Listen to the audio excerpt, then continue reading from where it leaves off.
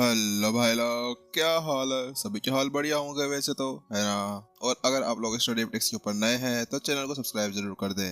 इसके अलावा यहाँ पर बेल आइकन को भी ऑन जरूर कर दें ताकि जैसे वीडियो अपलोड हो ना तो आप लोगों के पास में फट्टे से हेडशॉट आके आपके पास में नोटिफिकेशन मिल जाए। चलो फिर बिना किसी देरी के शुरू करते हैं हमारे एपिसोड को। क्या क्या तुम सभी यहाँ पर अभी रिजल्ट को देखना चाहते हो?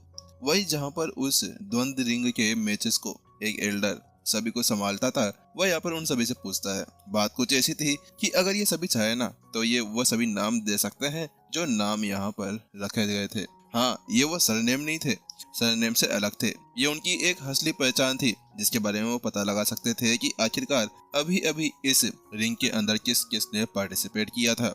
इसी वजह से यहाँ पर वो उनसे एक बार पूछना चाह रहा था। तो उसके साथ में भीड़ ने कहा, हाँ हाँ, वास्तव में हम लोग यहाँ पर ये देखना चाहते हैं कि वह कौन है जिसने ऐसा कुछ किया है, और इसके अलावा क्या वास्तव में उसने यहाँ पर 5000 लड़ाकों को एक साथ हरा दिया था।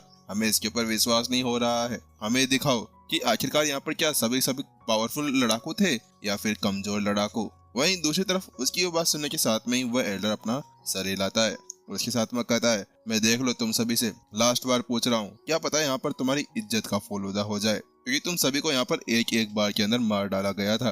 तो वहीं दूसरी तरफ भीड़ कहती है, हाँ हाँ, हो जाने दो हो जाने दो, आखिरकार क्या ही जाएगा, केवल इज्जत का फलूदा ही तो होगा। आखिरकार हम लोग भी यहाँ पर ये देखना चाहते हैं कि क्या वास्तव में यहाँ पर ये बंदा इसके काबिल है कि 5000 जनों को इसने एक साथ हरा दिया है। तो उसके साथ में एल्डर का था, चलो तुम्हारी मर्जी, मेरे तो यहाँ पर कुछ नहीं जाने वाला। अगर तुम्हें इज्जत का फलूदा करवाना है तो मैं इसके लिए तैयार हूँ। इसके बाद में वो पीछे की तरफ पलटता है और उसके पीछे खड़ा हुआ एक लड़का था जो रिसेप्शनिस्ट था, उससे कहता है, जाओ जल्दी से यहाँ पर वो टोकन लेकर आओ जिसके अंदर सारी सारी रिजल्ट जानकारी है। तो उसके साथ में वो लड़का वहां से चला जाता है और थोड़े समय बाद में वापस लौट कर आ जाता है। उसके हाथ के अंदर एक टोकन था और वह सभी से कहता है, ठीक है, सभी सभी तैयार हो जाओ अपने इज्जत का फलूदा कराने के लिए, ये रहा तुम्हारा टोकन। वहाँ पर उस लड़के को भी ना बड़ा सा गुस्सा सा आ रहा था। बात कुछ ऐसी थी कि वो तो एल्डर का नाम या उसका बात सुनने का नाम तक नहीं ले रहे थे, तो अब क्या ही कर सकते थे। अगले पल यहाँ पर वो टोकन हवा के अंदर उड़ता है और जैसे वो हवा के अंदर उड़ता है उसके अंदर से एक स्किन निकल के बाहर आ जाती है। स्किन के ऊपर अब नाम धीरे धीरे उभरना शुरू हो गए थे। ये कुछ ऐसा था जैसे कि एग्जाम के बाद में सभी का रिजल्ट पूरी नोटिस बोर्ड के ऊपर लगा दिया गया हो।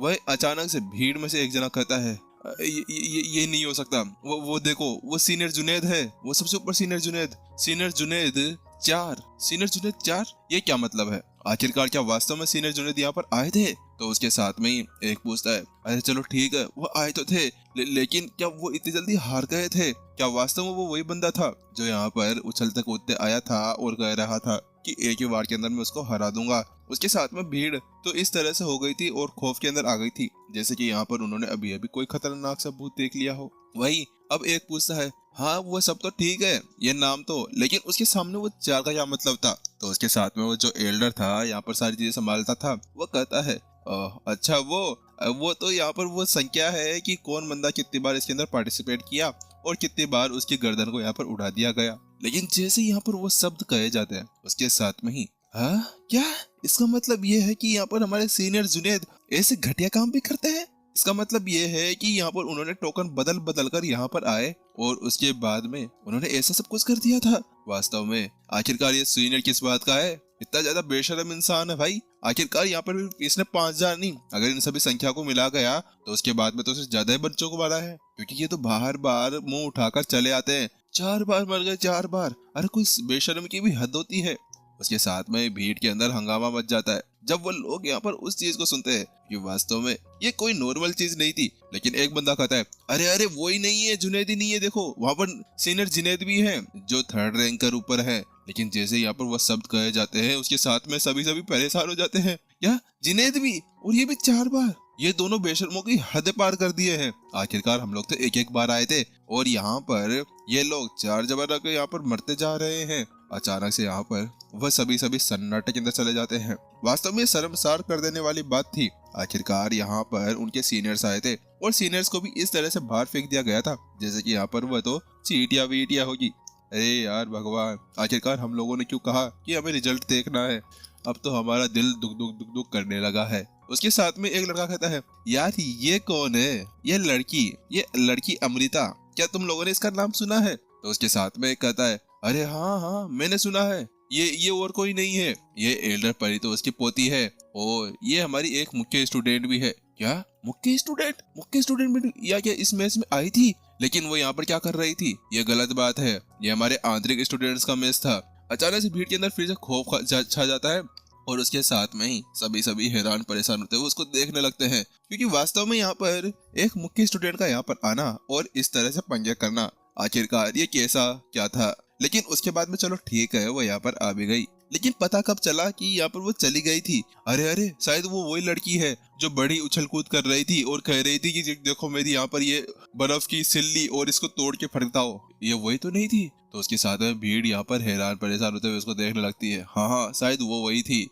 लेकिन उसके साथ में एक और आवाज सुनाई देती है, अरे वो देखो, वो पवन कौन है? किसी को पता है क्या? वो भी देखो यहाँ पर एक बार मर कर गया था। पवन? अरे हाँ मुझे पता है ये कौन है, ये एल्डर परितोष का बटलर है। क्या? एल्डर परितोष का बटलर? लेकिन ये तो बिल्कुल एल्डर्स के बराबर है, इसकी ताकत यहाँ पर एल्डर्स की नहीं मानी जा सकती थी।